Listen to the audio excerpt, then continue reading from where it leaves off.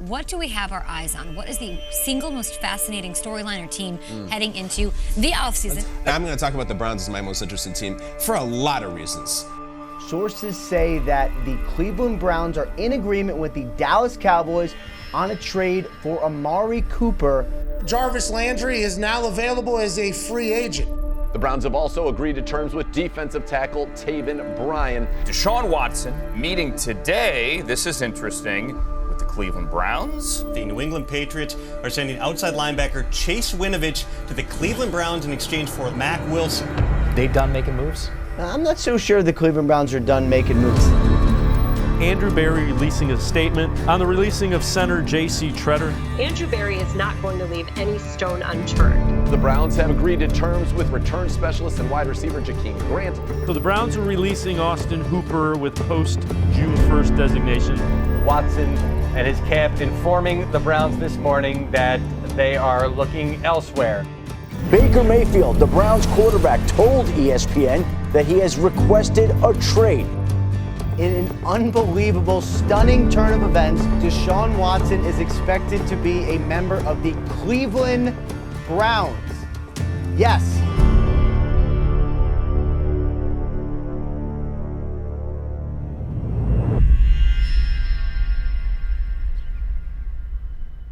Yeah, I think it's been an exciting offseason so far. With the decision to bring Deshaun on, we understood that there's going to be questions and concerns, and we really rely on the work that we did on Deshaun, on the background of this person that we're bringing into this organization. And I can tell you, after gathering information, after processing all that information, I feel very strongly about Deshaun the person. I think this community is going to get to know Deshaun. I know his teammates are going to get to know him, and they're going to understand that this is a genuine person. Obviously, it's a huge trade for our organization. We recognize how big a deal it is to the football team. We also recognize all the questions that exist with it. But there's also other things that are going on in our offseason that are equally as important as you put a team together. And I think the offseason is always a big puzzle. And as we know, there are big pieces and small pieces, but they're all really important. And without each one of those pieces, you can't put the thing together. You know, we put a premium on player development, and that is important. Obviously, that's the product on the field, and we want all of our players to get better as we get them, whether they're a first-year player or a 10-year player. I think with the coaches, we have the same mentality. I think we have a growth mindset as a staff, guys that want to get better. And I think that really permeates throughout our staff, and with our young coaches especially. They want to continue to grow. Let's head out on the hotline to visit with our good buddy Jeff Howard. He's, of course, our defensive backs coach, and he will serve as the defensive coordinator for the East-West Shrine Bowl. Yeah, so it's a pretty cool thing. So, and the way they do it is you end up coaching up one position from where you're at. Yeah, I think the Shrine Bowl is such a cool setup for us as coaches, where they allow NFL coaches to coach up, if you will. So if you're a position coach, you may be the defensive coordinator. If you're an assistant position coach, you may be the position coach at the Shrine Bowl. And I think it's just a unique opportunity for us as coaches to grow. And I speak from firsthand experience. I was able to go down there and be the offensive coordinator for a week, and it's something I had never done. It was the first time I ever called plays in my life, if you're not counting Madden. So I think it was something where I was able to go down there and grow. I really encouraged our coaches to go do this. It's a unique opportunity where you can go out there, own a position, own a defense like Jeff was able to, and really create your voice, find your voice as a coach, if you will. And I thought that opportunity for Jeff is invaluable.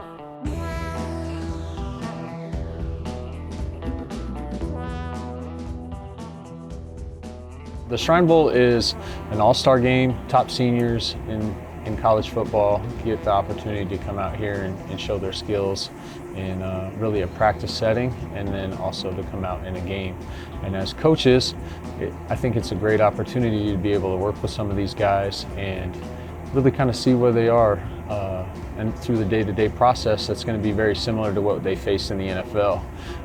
You know, there's a lot of things that you can see in an interview, like an hour-long interview, but just to be with a guy for a week and in preparation for a game, I think it's a great evaluation tool.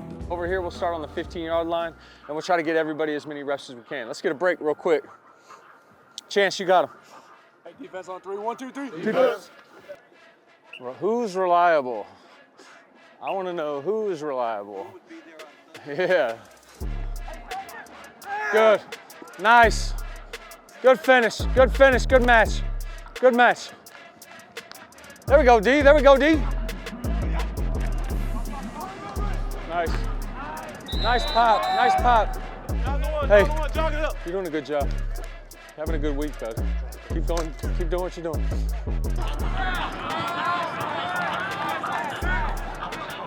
You'll be all right. That's a tough route. Yeah, it's like one step, you thought it was slant. Yeah, I was trying to get my hands So it's on like him. one step, slant, and then pivot. Hey, Denzel, pick that one. I gotta show you guys that one. I watched it. It was pick 6 in Cincinnati. Yeah. It's the exact same route. It's the one step, Jamar comes here, and then pivots back. But we worked it all week because it was like, it's like one step, and then 1, 2, 3, and then, so you can't really trust it as a slant until he's past his third step. We get an 8-hour day where we're working together. There's so many different things that you can evaluate from a character standpoint, but also from a skill standpoint. And are they coachable? Can you give them a coaching cue, and are they able to transfer it onto the field? I think there's so many different things that you can evaluate. I think it's really a priceless tool. Defense, defense, defense. Hey, here we go, here we go, here we go, here we go. Hey, good day today, all right? A lot of good stuff. We put a lot of good stuff on tape. You practice, you put time in, and then what happens? You execute, right? So that's why it's important that we come out here and we get our work in. Competitors do what? They compete. Know that.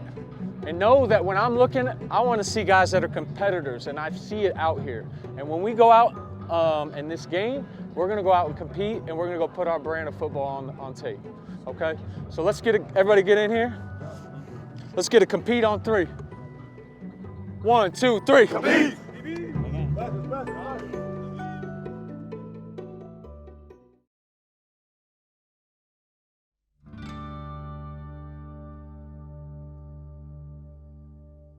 Let's get started. All right, good. We talked about it on the field, but good job today in practice. We got a lot of good things done. I'm going to point a few of those out. A couple things that we need to work on or talk through.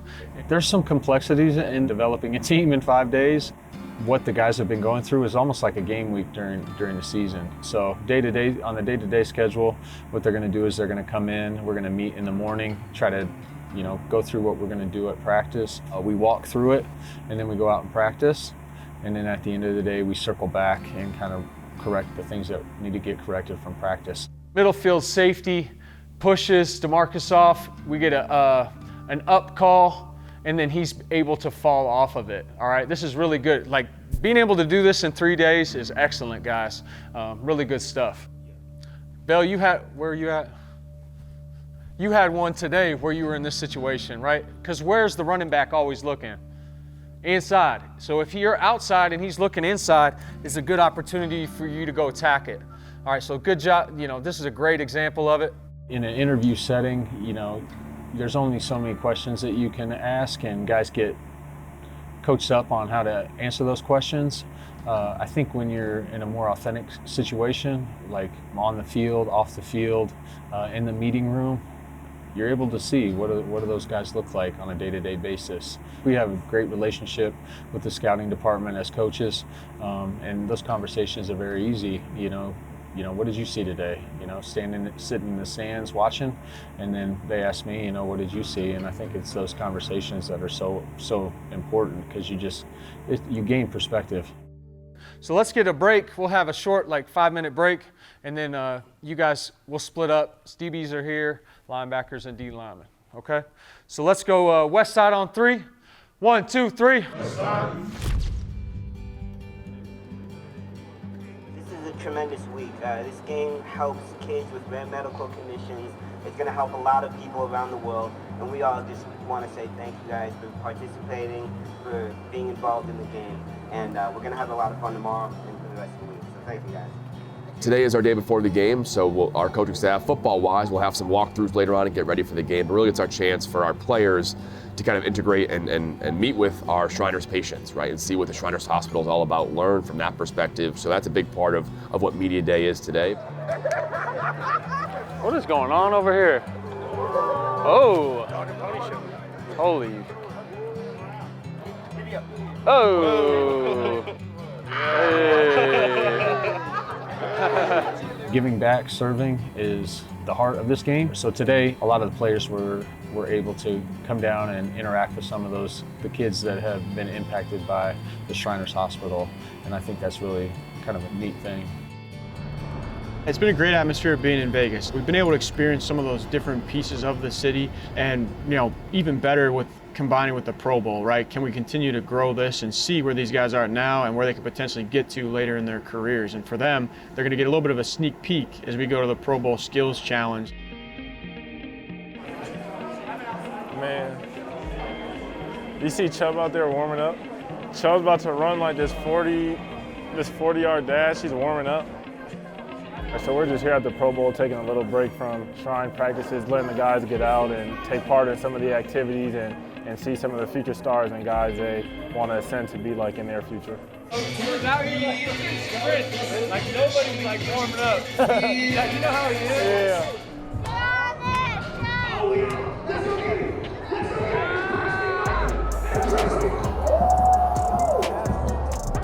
It's pretty cool. I see guys like Denzel out there.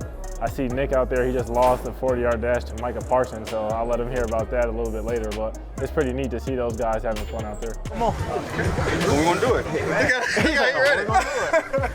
I need you. You know, that whole week was a great opportunity for the members of our organization to go into two situations and really, show the league who we are and what we're about. Something we talk about here so much is we don't only represent ourselves, but we represent the team, we represent our organization. I think our coaches did that down in the Shrine Bowl, and I think our players did as well.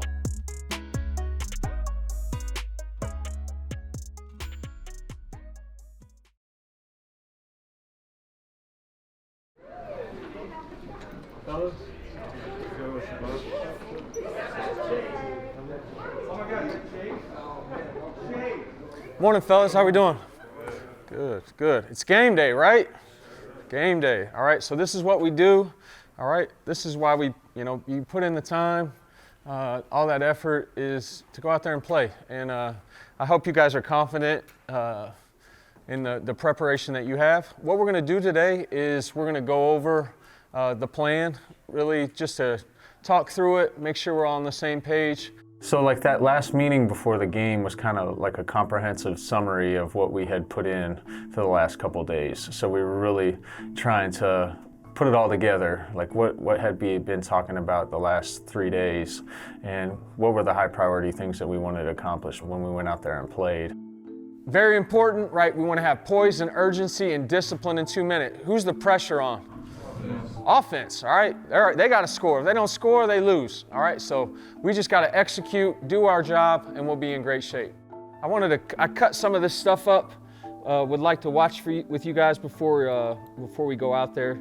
I know we hit it a little bit yesterday, but it's a little bit of stuff that I seen when I was watching tape yesterday. I think that was a successful meeting. It was cool to walk through that stuff. I felt like the guys were confident in the plan, and then we're able to go out and execute. All right, let's get a break. Play fast, play physical, play. Together.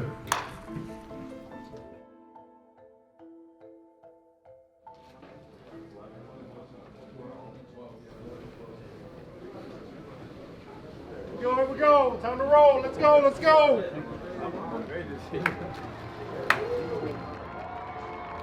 So I think, game day was fun. It felt a lot like what we do here with the Browns. As a coach, reflecting back, I try to go through the whole process. So like I would be with a coordinator. So you go back, you watch the tape, you kind of see what we did well, what we did poorly. And that was kind of cool, just to go through that.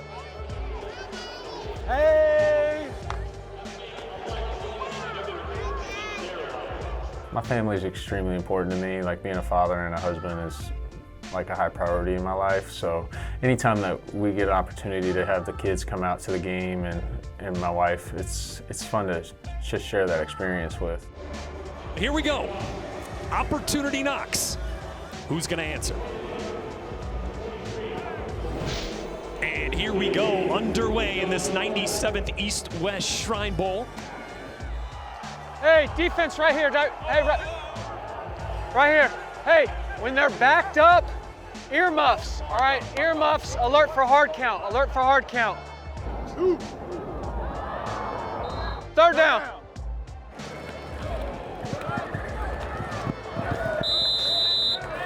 Hey! 3 and out, baby, let's go. There's your sail route, there's your sail route. Good stop, 3 and out, 3 and out, 3 and out. Something that we really wanted to do, especially at the beginning of the game, is on first and second down against the run game. We wanted to kind of showcase some of our defensive linemen with movements, and I thought we did a good job of that. Hey, this is the life. Go 3 and out and drink Gatorade. That's what we want to do. During the week, we talked about celebrating success. So any forcing fumbles, making plays, we want to enjoy it. But it actually, in the game, it happened. We ended up getting a fumble, and it was cool because our guys ended up running down and celebrating with some of the patients from the hospital were at the game. So that was kind of cool. That was a cool moment. We get it, down and out.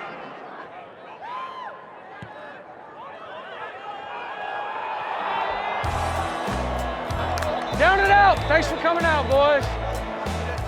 It felt great to get the win. That was something we talked to the guys about. It was like, we're coming to showcase each of our individual abilities, but we want to win the game. Like, that's ultimately what we're trying to do, to go out there. And it was great to do that. And I'm glad, it got crazy at the end. I thought we executed, and it was great to get the win. Plus, I got to rib on Ryan since we did beat them. It's a good feeling. Hey, DBs, can we get a pic? Yeah, sir. Can you get a picture? Yeah, so I don't know, that's something that I just like. Being a part of a team is so special, and whether it's 3 days or multiple years, I feel like there's always a bond. If you have a good team, guys that value each other, it becomes a bond that lasts for a long time. I coached in that game a couple years ago, and there's still guys that I talk to that I coached from back there. But just being in the trenches with one another, it kind of forms those bonds, and it was fun. It was cool to see that. I kind of initiated taking a picture because I want to remember those guys. Say future Browns. Not only am I representing myself, but I'm representing this organization, and I feel like the way that we did it there, it kind of puts our organization in a positive light, and that was the big goal of mine.